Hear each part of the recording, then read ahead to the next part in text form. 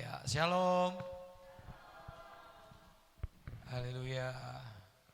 Oke, kita dari minggu ketiga bulan Januari. Eh,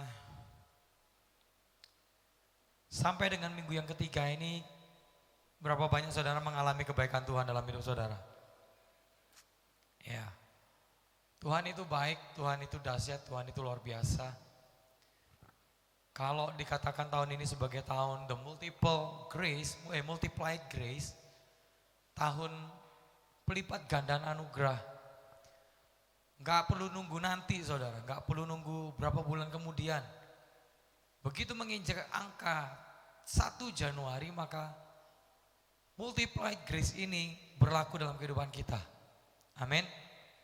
Pelipat gandaan anugerah, pelipat gandaan kasih karunia, pelipat gandaan segala bentuk kemurahan Tuhan dalam hidup kita akan alami saudara.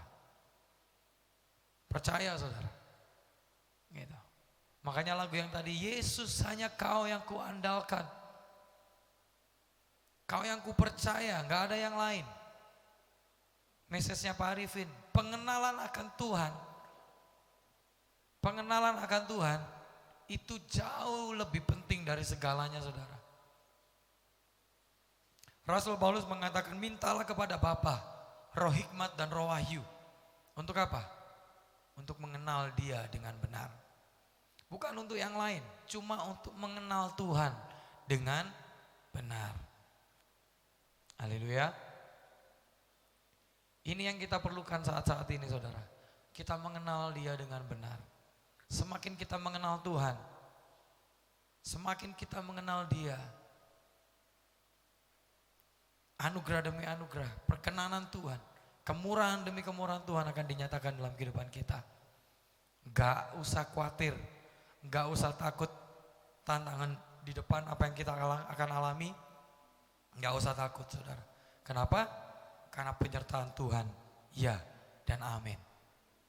Janji Tuhan pasti genapi akan kita. Setuju katakan amin. Ya. Pesan saya hari ini adalah tentang double-double. Temanya adalah double-double. Angka 22 itu berbicara tentang double-double. Double two. Double angka 2. 2, 2, 2. Dan kita akan belajar dari 2 tokoh malam hari ini. Sama seperti firman saya pagi tadi. 2 tokoh ini adalah 2 tokoh penting dalam Alkitab. Di mana dikatakan bahwa mereka disukai Tuhan dan disukai manusia. Saya beberapa hari yang lalu sempat baca ada salah satu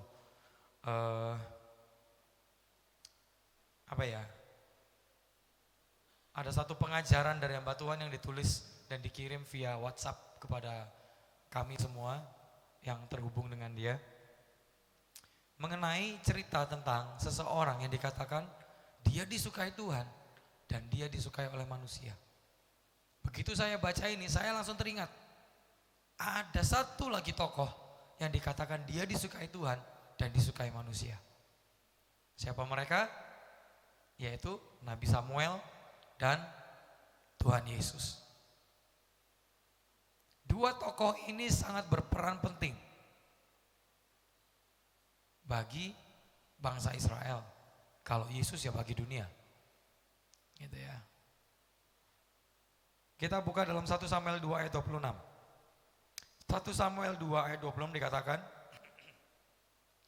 tetapi Samuel yang muda itu semakin besar dan semakin disukai, baik di hadapan Tuhan maupun di hadapan manusia. Ini Samuel. Lukas 2 ayat yang ke-52. Lukas 2 ayat yang ke-52. Dikatakan dan Yesus makin bertambah besar dan bertambah hikmatnya dan besarnya. Dan makin dikasihi oleh Allah dan manusia. 2 tokoh penting dalam Alkitab yang ditulis disukai Tuhan dan disukai manusia. Gitu. Hati saya tergelitik oleh kata-kata disukai Tuhan dan disukai manusia. Ini keren saudara. Kalau yang hidupnya berkenan di hadapan Tuhan siapa? 1 Apa lagi? Tuhan Yesus. Henok. Henok gak mati, tapi diangkat. Karena apa? Karena dia berkenan di hadapan Tuhan. Daud, the man after my own heart, artinya berkenan di hati Tuhan. Nah, saya gak akan bahas mereka, tetapi saya akan bahas tentang disukai Tuhan dan disukai manusia. Ya. Dua orang dalam Alkitab yang dikatakan bahwa kedua orang ini semakin besar, namun juga semakin dikasihi. Semakin besar dan dikasihi. Pengenalan akan Tuhan berbicara tentang proses kehidupan seseorang, ya, untuk mereka mengalami yang namanya pertumbuhan demi pertumbuhan. Semakin besar, semakin dikasihi. Ya, ini penting. Perjalanan kehidupan seseorang dikatakan di dua ayat ini. Dalam kitab Samuel dikatakan di situ apa? Samuel yang muda itu. Referensi Alkitab dikatakan ayat ini ditulis pada saat Samuel kurang lebih berumur 10 sampai 12 tahun. 10 sampai 12 tahun. Samuel yang muda itu. Ya. Saudara tahu ceritanya Nabi Samuel? Tahu? Samuel itu saya. Ya. Saudara nggak tahu cerita saya nggak apa-apa. Yang penting Nabi Samuel, saudara tahu. Ya, Samuel ini lahir bukan di masa subur kedua orang tuanya. Ya, bertahun-tahun lamanya Hana berdoa sama Tuhan di bait Allah, meminta anak supaya dia punya keturunan. Bertahun-tahun lamanya dia berdoa, bahkan dikatakan seperti orang gila, seperti orang mabuk. Dia berdoa dalam bait Allah berjam-jam, menangis di hadapan Tuhan, minta apa? Anak. Dan akhirnya apa? Dia bernasar sama Tuhan. Tuhan, sekiranya Engkau memberikan aku anak, maka aku akan menyerahkan anak ini ke dalam rumah Tuhan. Anak ini akan melayani Tuhan. Anak ini akan diserahkan. Diserahkan itu benar-benar diserahkan. Tinggal di rumah Tuhan, saudara. Jadi bukan cuma, oh anak ini akan melayani Tuhan. Enggak, benar-benar diberikan ke dalam bait Allah. Tinggal di bait Allah. Ya. Dan Tuhan mendengar doa Hana. Akhirnya Samuel lahir. Samuel itu artinya nama dari Tuhan. Anak dari Tuhan maksudnya. Itu cerita tentang Samuel. Dan akhirnya Hana menyerahkan Samuel ke dalam rumah Tuhan. Dan setelah itu Hana diberkati beberapa anak oleh Tuhan. Saudara baca di Alkitab ya, 1 Samuel 2 itu tentang kehidupan Hana. Apa yang dilakukan Samuel dalam rumah Tuhan? At the first time dia tinggal dalam rumah Tuhan. Ya kan?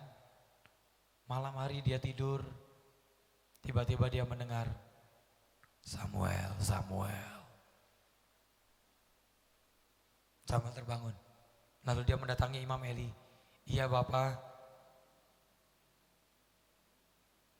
Lalu Imam Eli bilang apa? Loh, emang ada apa? Kenapa? Oh, bukankah Bapak memanggil aku? Enggak, aku gak ada panggil kamu, kembalilah tidur. Tidur yang kedua, Tuhan panggil Samuel lagi. Samuel, Samuel. Bangun lagi Samuel. Lalu mendatangi kamarnya Imam Eli dan berkata, iya Bapak.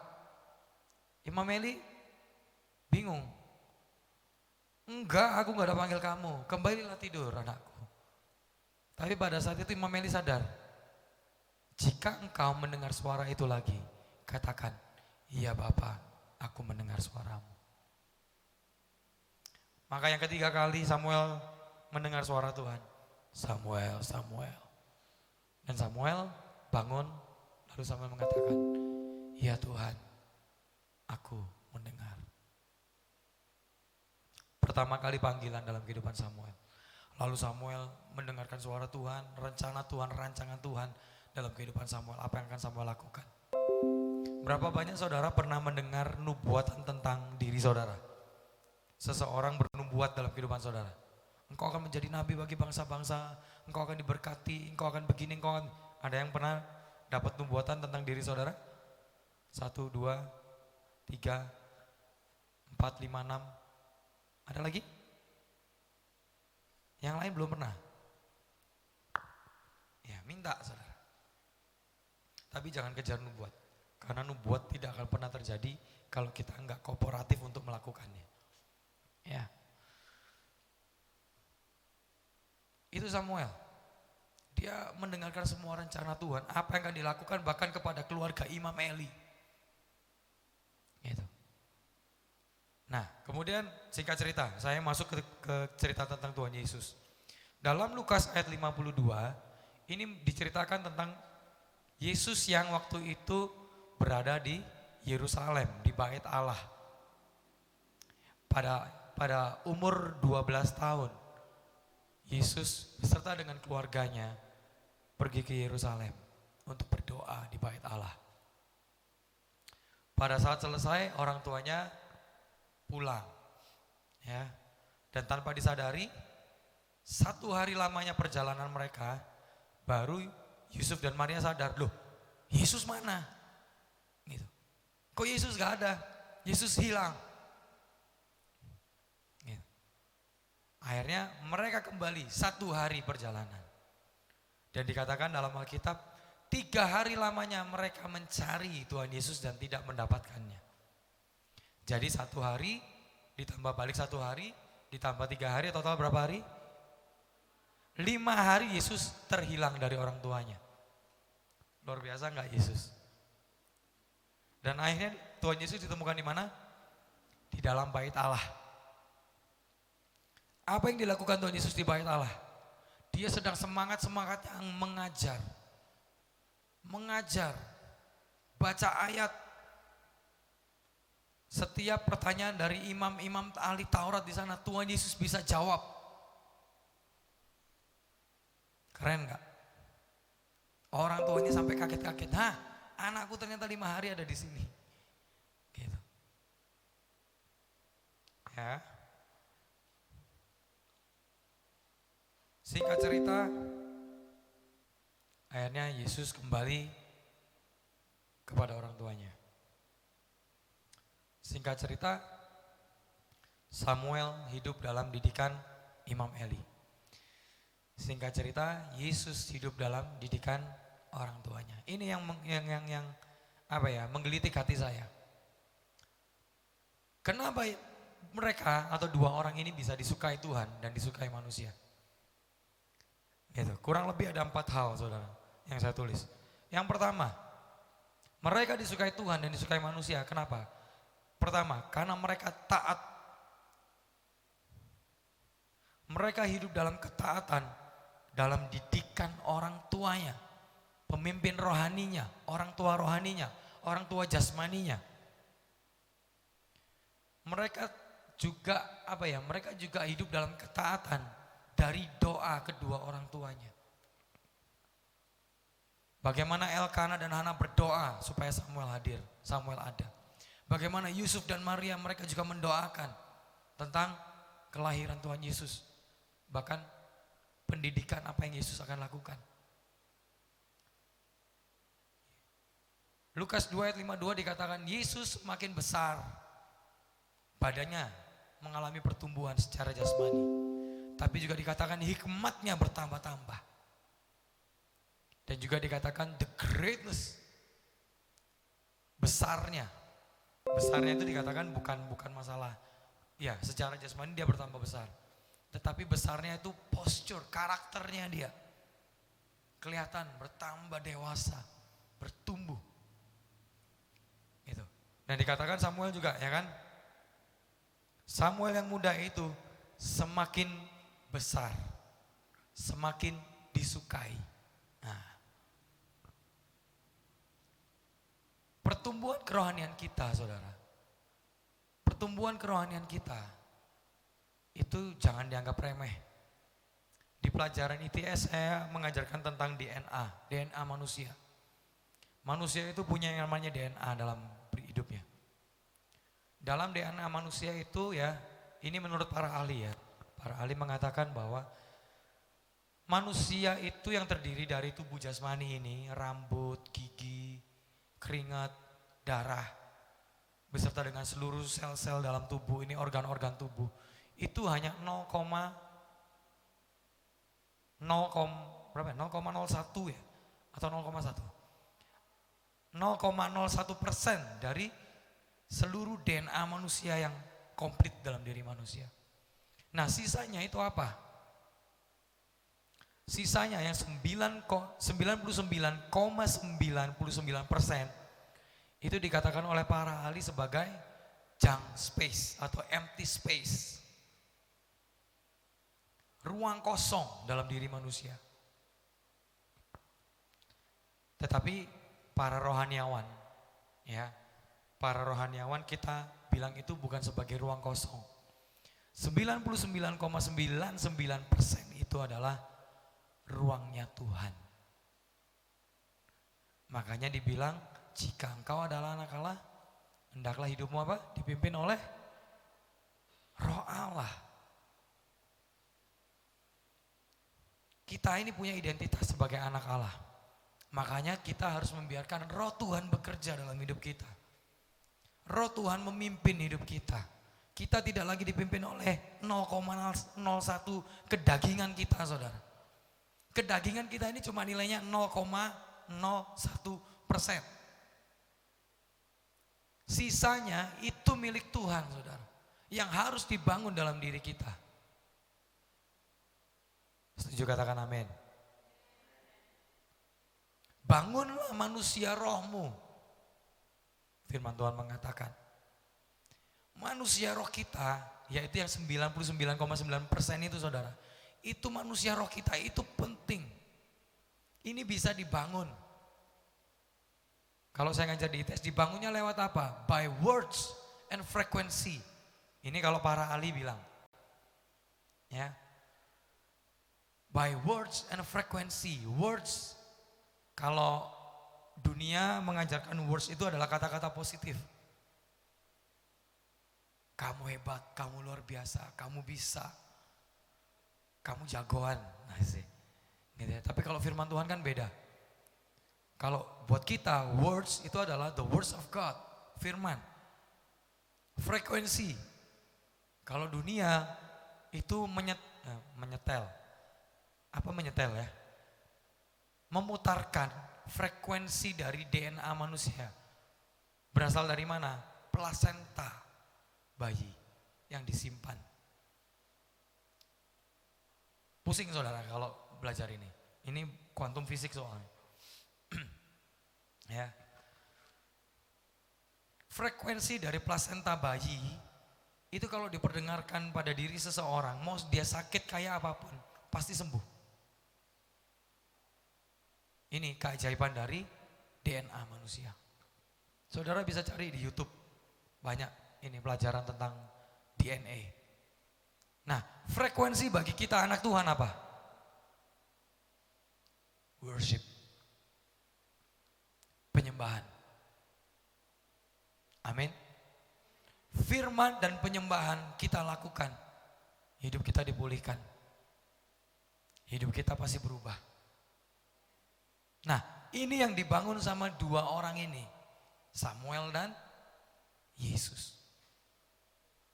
Mereka mau hidup taat kepada orang tuanya, orang tua jasmani. Tapi mereka juga mau taat sama pemimpin rohaninya, mentornya. Walaupun Imam Eli dikatakan kau akan binasa, matamu akan buta, telingamu akan tuli, engkau tidak akan lagi bisa mendengar suara Tuhan, anak-anakmu akan dibinasakan Tuhan. Itu anak-anaknya Imam Eli. Ya kan? Tapi bagaimana Samuel yang muda itu mau hidup dalam didikan dari Imam Eli dan dia taat. Bukankah firman Tuhan mengajarkan hormatilah orang tuamu. Bukan hormatilah orang tuamu yang baik-baik saja. Gitu enggak bunyi ayatnya? Enggak kan? Hormatilah orang tuamu, siapapun mereka. Mau mereka baik ataupun gak baik, hormati. Kenapa? Dari penghormatan kita akan orang tua kita akan memperoleh apa? Umur panjang, apa lagi? Bahagia di bumi, apa lagi? Ya segala kelimpahan lah ya.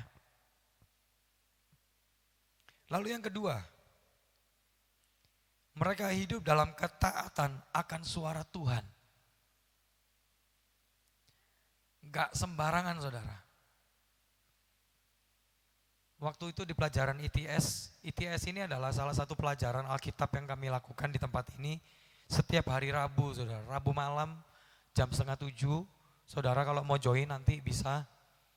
Kita selalu mengadakan ITS itu Equipping the Sons. Memperlengkapi anak-anak Tuhan tentang apa? Pelajaran-pelajaran Alkitab. Dari identitas kita yang sesungguhnya sampai bagaimana kita berfungsi dalam pelayanan. Gitu ya, itu ITS. Saudara boleh bergabung, terbuka untuk umum, bukan cuma para pekerja, tapi wajib bagi para pekerja. Ya. Mereka hidup dalam ketaatan akan suara Tuhan. Gak gampang taat sama suara Tuhan, saudara. Gak gampang. Waktu itu ada yang tanya, bagaimana membedakan ini suara Tuhan dan ini suara manusia? Waktu itu yang ngajar sesi itu istri saya. Jawabannya simpel. Kalau suara Tuhan, pasti gak enak buat daging kita. Kalau suara manusia, pasti nyaman buat daging kita. Itu cara membedakannya. Misalnya, Samuel ini kan panggilannya seorang nabi, betul gak? Nabi, makanya dikatakan Nabi Samuel. Bahkan umat muslim pun mengenal nabi ini. Samuel, bahasa Arabnya, Samuel. Gitu.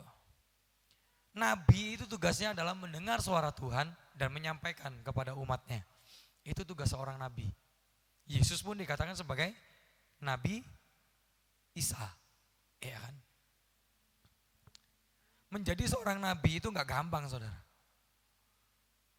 Untuk dia belajar kepekaan, melatih mendengar suara Tuhan dan menyampaikan kepada umatnya, itu gak sembarangan saudara.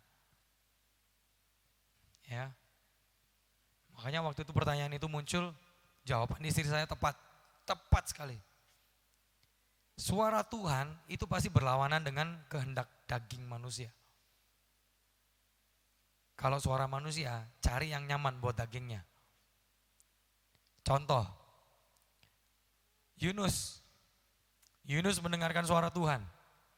Betul enggak? Apa yang Yunus dengar dari Tuhan? Pergilah ke Niniwe, katakan bertobatlah. Kalau kalian tidak bertobat maka Tuhan akan menunggang balikan Niniwe. Tuhan akan menghancurkan Niniwe. Lalu Yunus apa? Yunus takut saudara. Niniwe itu adalah kota dagang, pinggir laut, pelabuhan. Artinya apa? Banyak orang-orang kaya juga di situ. Tapi juga dikatakan mereka adalah buru-buru pelabuhan. Orangnya keras-keras saudara. Salah ngomong dikit ya sama kayak di pelabuhan kita lah ya. Gitu. Dari suku M gitu ya. Dulu kalau buruh itu kan dikuasai sama mereka. Ada orang yang bukan kaumnya aja berani jadi apa tuh yang ngangkatin barang itu apa? Di kapal. Bukan kuli. Porter. Iya kalau di airport kan porter. Kalau di pelabuhan apa namanya? Ya itulah pokoknya bagian yang angkat-angkat barang. Ya, itu biasanya dari suku yang mengalami pembantaian itu ya. Ada orang Jawa aja, kesebutan deh sukunya. Ada orang Dayak aja misalnya jadi yang angkat itu. Waduh mereka langsung diusir. Nah ini kehidupan orang-orang di pelabuhan. Keras-keras. Yunus takut. Kalau aku bilang bertobat. Iya kalau mereka mau terima. Kalau mereka gak terima. Bisa dibunuh gua. Akhirnya Yunus kabur. Kabur kemana? Ke Tarsis. Sehingga cerita ada gelombang badai, ada ikan besar dan Yunus dimakan di situ. Dimakan. 3 hari lamanya Yunus dalam perut ikan, dan setelah itu dikeluarkan, baru Yunus bertobat. Itu ya, Yunus bertobat dan akhirnya Yunus menyampaikan pesan Tuhan. Dan waktu pesan Tuhan disampaikan, Yunus udah pasrah. Sekiranya aku mati, aku mati. Tapi respon bangsa Niniwe apa? Orang-orang Niniwe apa? Mereka langsung berdiri dan mereka mengoyakkan jubahnya. Mereka langsung berlutut di tanah, mengoleskan debu di atas dahinya. Dan mereka bertobat. Sekian hari lamanya mereka mengadakan puasa. Bahkan sampai binatang-binatang ternak pun ikut berpuasa. Dan akhirnya kota Niniwe diselamatkan Tuhan. Ini cerita Yunus. Jadi tantangan menjadi seorang nabi itu gak gampang. Dia harus melatih kepekaan mendengar suara Tuhan. Dan begitu dia mendengar suara Tuhan, dia harus sampaikan. Siapa lagi? Nabi Nathan. Nabi Nathan ini adalah nabi yang menjadi penasehat Raja Daud. Pada saat Daud berbuat dosa, lalu Tuhan bicara sama Nathan, sampaikan kepada hambaku Daud. Lalu Nathan menghadap raja. Lalu Nathan bercerita, Tuanku Raja, ada sebuah cerita. Ada seorang laki-laki menghendaki seorang wanita, tapi wanita ini udah punya suami. Dan akhirnya laki-laki ini bersetubuh dengan wanita itu. Dan akhirnya laki-laki ini membunuh, ini singkat cerita ya saudara ya. Akhirnya singkat cerita laki-laki atau suami dari perempuan itu dibunuh oleh laki-laki ini. Menurut Tuanku Raja, benar gak perbuatan orang itu, laki-laki itu? Daud gak pikir panjang saudara.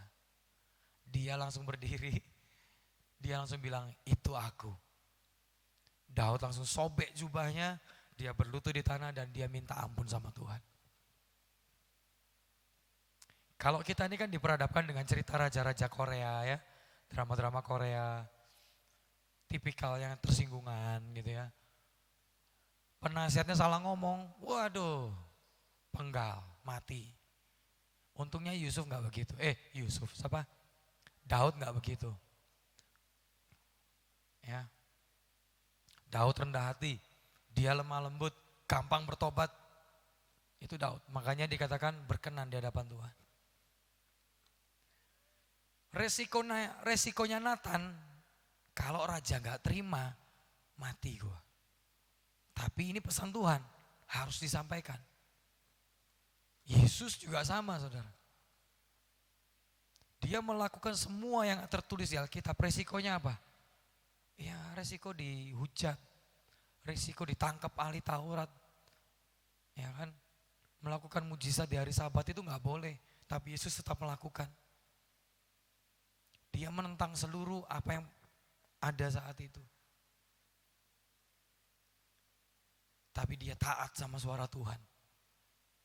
Yang ketiga, mereka hidup menyukai hadirat Tuhan di dalam rumah Tuhan. Samuel dan Tuhan Yesus adalah dua pribadi yang sangat menyukai hadirat Tuhan di dalam bait Allah. Gitu. Nah, bagaimana dengan kita? Apakah kita menyukai hadirat Tuhan? Apakah kita ketergantungan dengan the presence of God? Hadirmu memenuhiku. Terus apa? Kudusmu. Ya. Ini saudara. Dan ku tersungkur menyembahmu. Hanya kemuliaan-Mu. Di dalam hadirat Tuhan itu ada segalanya. Di dalam hadirat Tuhan ada sukacita. Di dalam Tuhan ada ketenangan, ada kedamaian. Dalam hadirat Tuhan ada apa lagi? Yang terpenting ada Tuhan itu sendiri. Amin. Waktu-waktu kesukaan Tuhan Yesus itu bukan cuma di dalam bait Allah. Tapi pada saat dia ada di Taman Getsemani, itu tempat kesukaan Tuhan Yesus untuk berdoa. Pagi-pagi, malam-malam, dia ada di Taman Getsemani. Tujuannya untuk apa? Menikmati hadirat Tuhan. Bersekutu dengan Tuhan.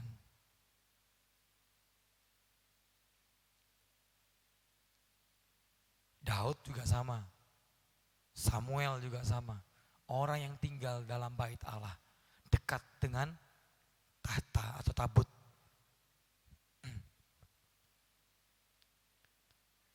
Yang keempat, mereka hidup dalam firman. Mereka menyukai setiap firman yang keluar dari mulut Allah.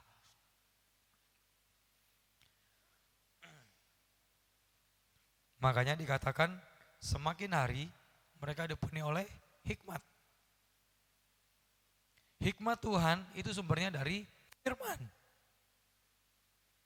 Hikmat Tuhan beda dengan hikmat manusia. Hikmat Tuhan sumbernya langsung dari Roh Kudus. Hikmat Tuhan sumbernya dari setiap firman yang keluar dari mulut Allah. Jadi waktu mereka hidup dalam firman, mereka dipenuhi oleh hikmat Tuhan, hikmat Tuhan. Makanya waktu ahli Taurat bertanya sama Tuhan Yesus dengan lancar menjawab setiap firman yang keluar dari mulut Allah. Orang gak bisa bantah apa yang Yesus katakan. Bahkan Tuhan Yesus menyampaikan pewahyuan demi pewahyuan yang membuat pikiran orang menjadi tercelik. Menjadi mengerti akan firman. Amin. Ayo, kayaknya saya udah share ini ya. Renungan 1 tahun di grup Rock Sampit, di grup mana-mana. Saudara kalau butuh soft copy-nya dalam bentuk PDF, saudara minta sama Yuni boleh, minta sama saya boleh, nanti saya akan kirim. Baca Alkitab selama 1 tahun saudara. Tahun depan baca lagi, selesai 1 Alkitab. Cuma 66 kitab kok. Cuma. 1 kitab berapa pasal? Gitu ya. Tapi belajar menyukai firman saudara. Belajar. Ya. Sehingga mereka dipenuhi oleh hikmat dan mereka sanggup memberikan pencerahan pewahyuan bagi setiap orang yang tidak mengerti akan firman. 4 hal ini yang membuat mereka disukai Tuhan dan disukai manusia. Kehidupan ketaatan kita sama Tuhan itu bukan cuma berbicara kita taat karena kita melakukannya demi upah, enggak. Kita taat supaya kita dihormati, enggak. Kita taat supaya kita diakui oleh manusia. No. Kita taat karena kita ini putra. Amin. Kita belajar taat karena kita tahu identitas kita yang sesungguhnya. Kita ini anak Allah. Tapi kita belajar juga untuk taat. Untuk apa? Karena kita mengasihi Tuhan. Ketaatan tanpa kasih sia-sia. Ketaatan tanpa kasih sia-sia. Nah, angka 2022, angka 22 itu berbicara tentang be fruitful and multiply. Kejadian 1 ayat 28. Beranak cuculah dan bertambah banyak. Be fruitful and multiply. Berbuah lebatlah dan bertambah banyaklah. Jadi selama tahun 2022 ini saudara siap-siap. Kehidupan kita akan be fruitful and multiply. Bisnis saudara, pekerjaan saudara, semua akan melahirkan banyak buah-buah dan bertambah banyak. Amin. Kita akan hidup dalam kemurahan Tuhan. Kita akan hidup dalam kelimpahan dari Tuhan. Tapi fokusnya kita bukan kepada buahnya. Fokus kita adalah kepada Tuhannya. Jangan fokus sama berkatnya, fokus sama yang memberi berkatnya.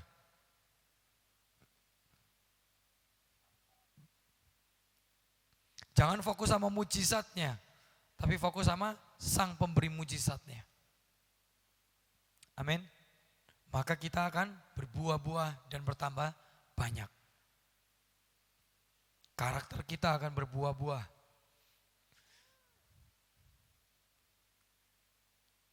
Kasih kita akan semakin melimpah. Orang bisa rasakan kasih dalam hidup kita. Orang bisa merasakan damai dalam hidupan kita. Ya. Tahun 2022 kita harus semakin bertumbuh, semakin berbuah dan berlipat ganda dalam segala aspek hidup kita bersama dengan Tuhan. Ayo kita bertumbuh. Semakin besar, semakin disukai Tuhan, disukai manusia. Saya waktu itu sempat sampaikan beda antara berbuat baik dengan kasih. Cuma sekedar berbuat baik gak perlu kasih. Tapi kalau saudara penuh kasih, saudara pasti akan melakukan kebaikan. Amin. Galatia pasal yang ke-6. Jangan jemu-jemu berbuat baik kepada semua orang. Nah, tidak jemu-jemu berbuat baik itu artinya ada kasih dalam hidup kita. Kalau nggak ada kasih, kita nggak akan bisa berbuat baik. Yang ada pencitraan. Ya, pengen dilihat sama orang. Oh, aku kasih makan orang miskin. Oh, aku bagi-bagi sembako. Tujuannya cuma untuk dilihat. Oh, orang ini baik. Tapi itu pencitraan. Siapapun bisa lakukan. Tapi kalau pribadi kasih ada di dalam hidup kita, orang bisa rasa orang ini penuh kasih. Beda ya. Kalau orang itu ngasihnya banyak, tetapi arogan. Nah, kalau orang ini yang ngasih, aduh aku rasa damai, aku rasa ada kasih yang mengalir. Oke, jadi malam ini, hari ini kita belajar 4 hal. Taat sama orang tua, baik jasmani ataupun rohani. Yang kedua, taat sama suara Tuhan. Yang ketiga apa? Sukai hadirat Tuhan. Yang keempat, hidup dalam firman. Maka kita akan disukai Tuhan dan kita akan disukai oleh manusia. Berapa banyak yang mau disukai Tuhan dan disukai manusia? Siap-siap kita akan be fruitful and multiply. Siap-siap saudara akan dipakai Tuhan. Saudara akan diberkati Tuhan untuk menjadi berkat. Prinsip terima kasih. Terima kasih. Itu akan terjadi dalam kehidupan kita. Amin. Gak peduli saudara masih muda atau saudara sudah dewasa. Tapi kalau pribadi Kristus ada dalam kehidupan saudara, maka saudara pasti akan memberkati orang lain. Amin. The year of double-double membuat perkenanan Tuhan semakin nyata dalam hidup kita.